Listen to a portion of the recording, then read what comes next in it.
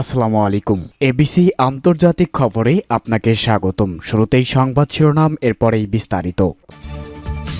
পুরো মধ্যপ্রাচ্য জুড়ে বাজছে তৃতীয় বিশ্বযুদ্ধের দামামা, আর এরই মধ্যেই আমাদের হাতে এসে পৌঁছেছে গুরুত্বপূর্ণ আন্তর্জাতিক সংবাদ। শুরুতেই শিরোনাম, মাটির নিচে ক্ষেপণাস্ত্রের শহর গড়ে তুলেছে ইরান, ভয়াবহ বিপদে ইহুদিবাদী ইসরায়েল।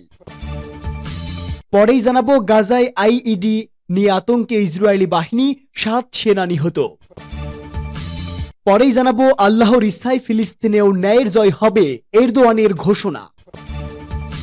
এদিকে গাজা থেকে দ্রুত সেনা সরিয়ে নিতে প্রস্তুত ইসরায়েল, বেনিয়ামিন নেতানিয়াহুর মন্তব্য। এবং সর্বশেষ জানাবো, ক্যালিফোর্নিয়ার দাবানল ঠেকানোর কাজে সাহায্য করতে ইরানের প্রস্তুতি ঘোষণা। এতক্ষণ শুনছিলেন সংবাদ শিরোনাম, এবারে বিস্তারিত। তবে তার আগে প্রতিদিনের আপডেট আন্তর্জাতিক সংবাদ সবার আগে পেতে ভিডিওটিতে একটি লাইক দিয়ে চ্যানেলটি সাবস্ক্রাইব করার অনুরোধ রইল। মাটির নিচে ক্ষেপণাস্ত্রের শহর গড়ে তুলেছে ইরান। সবার চোখ ফাঁকি দিয়ে মাটির নিচে ক্ষেপণাস্ত্র শহর গড়ে তুলেছে ইরান। সম্প্রতি এর ভিডিও প্রকাশ করেছে দেশটি। এতে উদ্বেগে পড়েছে তেহরানের চিরশত্রু ইসরায়েল, কারণ দশকের পর দশক ধরে ইরানের সঙ্গে ছায়া যুদ্ধে লিপ্ত তেল আবিব সম্প্রতি ছায়া যুদ্ধের খোলস ছেড়ে একে অপরের ভূখণ্ডে সরাসরি হামলা ও পাল্টা হামলা চালাচ্ছে দেশ দুটি। উত্তেজনাকর এমন পরিস্থিতির মধ্যেই ক্ষেপণাস্ত্রের শহরের ভিডিও প্রকাশ করল খামেনির দেশ ইরান। প্রকাশিত ভিডিওতে দেখা যায় ভূগর্ভস্থ শহরটির দুপাশে থরে থরে সাজানো বিভিন্ন পাল্লার ক্ষেপণাস্ত্র। এর মাঝখানে সিনেমাটিক ওয়েতে সামরিক গাড়ি নিয়ে প্রবেশ করছেন ইসলামিক রেভলিউশনারি গার্ড কোর আইআরজিসির commander major general Hossein Salami ও brigadier general Amir Ali Hajizadeh. ইরানের সংবাদ মাধ্যম মেহর নিউজ জানিয়েছে, অনেক আগেই এই ক্ষেপণাস্ত্রের শহর নির্মাণ করা হয়েছে। গত অক্টোবর ও এপ্রিলে ইসরায়েলের বিরুদ্ধে ইরান যে অভিযান চালিয়েছে তার একাংশ পরিচালিত হয় ভূগর্ভস্থ এই ক্ষেপণাস্ত্র ঘাঁটি ব্যবহার করে। এখানে কি কি ধরনের ক্ষেপণাস্ত্র রয়েছে, সেগুলো কোন পাল্লার, সেই সম্পর্কে কোনো তথ্য দেয়নি তেহরান। আর মাত্র এক সপ্তাহ পরই যুক্তরাষ্ট্রের প্রেসিডেন্ট হিসাবে ক্ষমতা গ্রহণ করবেন ডোনাল্ড ট্রাম্প। ট্রাম্প হোয়াইট হাউসে পা রাখলেই তেহরানের সঙ্গে পশ্চিমের সম্পর্কের সমীকরণ কঠিন হয়ে যাবে বলে মনে করছেন বিশ্লেষকরা।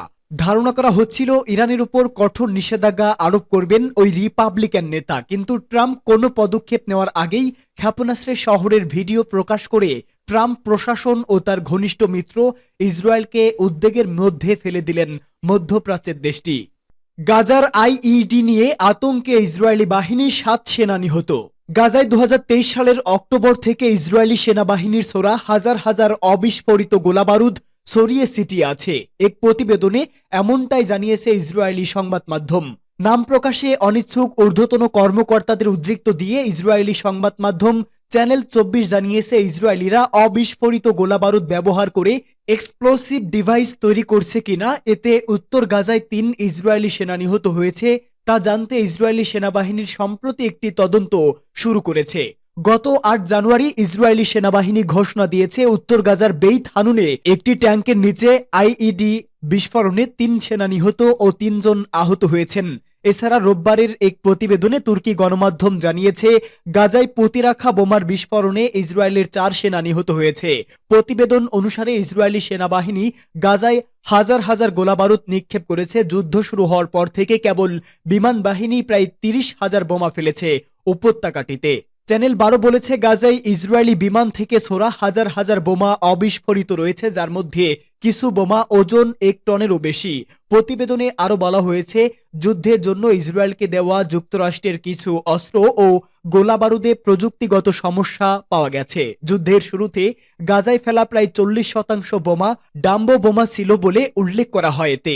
জাতিসংঘের মাইন অ্যাকশন সার্ভিস 2024 সালের এপ্রিলে জানিয়েছে, গাজা জুড়ে আনুমানিক 7,500 টন অবিস্ফোরিত বোমা বা অস্ত্র ছড়িয়ে ছিটিয়ে রয়েছে, যা পরিষ্কার করতে 14 বছর সময় পর্যন্ত লাগতে পারে। আল্লাহর ইচ্ছায় ফিলিস্তিনেও ন্যায় জয় হবে বলে মন্তব্য এরদোয়ানের। ফিলিস্তিনের অবরুদ্ধ গাজায় শান্তি প্রতিষ্ঠার প্রতি দৃঢ় প্রতিশ্রুতি পুনর্ব্যক্ত করেছেন দেশটির প্রেসিডেন্ট রিসেপ তাইয়েপ এরদোয়ান। মন্ত্রিসভার এক বৈঠকে তিনি বলেন, আমরা গাজায় শান্তি প্রতিষ্ঠা না হওয়া পর্যন্ত আমাদের প্রচেষ্টা অব্যাহত রাখব। খবর ইয়েনি শাফাক। তুর্কি জনগণকে ধন্যবাদ জানিয়ে তিনি বলেন, গত সপ্তাহে ইস্তাম্বুলে প্রায় 5 লাখ মানুষ বিক্ষোভ করে দেখিয়েছে গাজা একা নয়।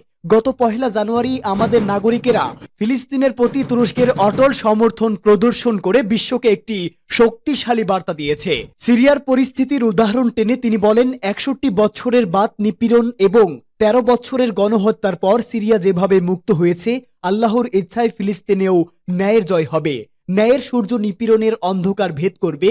বিশ্ব সম্প্রদায়কে ফিলিস্তিনিদের প্রতি আরও বেশি সমর্থন জানানোর আহ্বান জানিয়ে প্রেসিডেন্ট এরদোয়ান আশা প্রকাশ করেন 2025 সাল গাজার দুর্দশাগ্রস্ত মানুষের জন্য শান্তি ও স্বস্তি নিয়ে আসবে। ফিলিস্তিন নিয়ে তুরস্কের দীর্ঘমেয়াদী লক্ষ্য হল 1967 সালের সীমানার উপর ভিত্তি করে আঞ্চলিক অখণ্ডতার সঙ্গে একটি স্বাধীন সার্বভৌম ফিলিস্তিনি রাষ্ট্র এবং পূর্ব জেরুজালেমের রাজধানী হিসাবে অবশ্যই প্রতিষ্ঠা করা। 2023 সালে 7 অক্টোবর থেকে গাজা ইসরায়েলি সেনাবাহিনীর হামলা চলতে থাকে। 1 বছরেরও বেশি সময় ধরে চলা এই হামলায় 45,000-এর বেশি মানুষ নিহত এবং 1,90,000-এর বেশি মানুষ আহত হয়েছেন। গাজা যুদ্ধের শুরু থেকেই তুরস্ক ফিলিস্তিনিদের প্রতি তার দৃঢ় সমর্থন অব্যাহত রেখেছে এবং আন্তর্জাতিক পর্যায়ে ফিলিস্তিনের অধিকারের পক্ষে শক্তিশালী কণ্ঠস্বর হয়ে উঠেছে। গাজা থেকে দ্রুত সেনা সরিয়ে নিতে প্রস্তুত ইসরায়েল। অবরুদ্ধ গাজা উপত্যকা থেকে দ্রুতই নিজেদের সেনা প্রত্যাহারের পরিকল্পনা অনুমোদন করেছে ইসরায়েল। সম্প্রতি হামাসের সঙ্গে বন্দি বিনিময় আলোচনায় অগ্রগতি হওয়ার পর এই অনুমোদন দেয় দখলদার সরকার। ইসরায়েলি দৈনিক হারেজ্জ এর এক প্রতিবেদনে বলা হয়েছে, আলোচনায় অগ্রগতির পর সেনাদের দ্রুত প্রত্যাহারের জন্য বেশ কয়েকটি পরিকল্পনা অনুমোদন করেছে ইসরায়েলি সামরিক বাহিনী। পরিকল্পনাগুলোর মধ্যে নেটজারিম করিডর ব্যবহার করে সেনা প্রত্যাহারের প্রস্তাব অন্তর্ভুক্ত ছিল, যা গাজাকে 2 ভাগে বিভক্ত করে। যদিও গাজায় এরই মধ্যে ব্যাপক অবকাঠামো ও অবস্থান গড়ে তুলেছে ইসরায়েলি সেনাবাহিনী, তবুও তারা বলছে যে তারা তাদের সেনা সরিয়ে নিতে প্রস্তুত এবং সরকারের সঙ্গে ফিলিস্তিনি প্রতিরোধ গোষ্ঠীর যে কোনো চুক্তি দ্রুত বাস্তবায়ন করবে। তবে ইসরায়েলি সেনাবাহিনী ঠিক কবে নাগাদ তাদের সেনা সদস্যদের গাজা থেকে সরিয়ে নিবে সে বিষয়ে কোনো তথ্য জানায়নি ইসরায়েলি সংবাদ মাধ্যম। ক্যালিফোর্নিয়ার দাবানল ঠেকানোর কাজে সাহায্য করতে ইরানের প্রস্তুতি ঘোষণা। মার্কিন যুক্তরাষ্ট্রের ক্যালিফোর্নিয়ায় ছড়িয়ে পড়া ভয়াবহ দাবানল প্রতিহত করার কাজে মানবিক ত্রাণ পাঠাতে নিজের প্রস্তুতি ঘোষণা করেছে ইরান। ইরানি রেড ক্রিসেন্টের প্রধান পীর হোসেন কালিভান্দো আমেরিকার রেড ক্রিসের প্রধান নির্বাহী কর্মকর্তা ক্লিপ হোলজের কাছে লেখা এক চিঠিতে এই প্রস্তুতি ঘোষণা করেছেন। কালিভান্দো তার চিঠিতে এই ভয়াবহ দাবানলে জানমাল হারানো পরিবারগুলোর প্রতি শোক ও সমবেদনা জানান। চিঠিতে তিনি বলেন, প্রকৃতির ও মানব সৃষ্ট বিপর্যয় মোকাবেলার করার ব্যাপক অভিজ্ঞতা ইরানের রয়েছে। কাজেই ইরানের রেড ক্রিসেন্ট সোসাইটি তার র্যাপিড রিঅ্যাকশন টিমের পাশাপাশি উদ্ধারকারী সামগ্রী এবং আত্মঘাতী ও প্রশিক্ষিত কর্মী বাহিনী পাঠাতে নিজের প্রস্তুতি ঘোষণা করেছেন।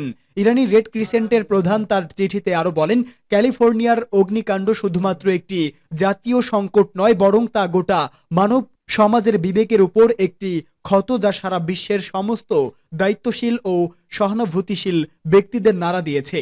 তিনি আরো বলেন, ধোঁয়া ও আগুনে ভরা আকাশের নিচে শ্বাস নিতে কষ্ট হওয়া মানুষের হৃদয় বিদারক দৃশ্য সহ্য করার মতো নয়। তিনি মার্কিন রেড ক্রিসেন্ট প্রধানকে উদ্দেশ্য করে বলেন, জেনে রাখুন এই বিপদে আপনারা একা নন। কালিভান্দো বলেন, মার্কিন যুক্তরাষ্ট্রের সাম্প্রতিক দাবানলগুলো প্রমাণ করে এই প্রাকৃতিক বিপর্যয় রোধ করা আমেরিকার একার পক্ষে সম্ভব নয় এবং এ কাজে গোটা বিশ্বের সহযোগিতা প্রয়োজন।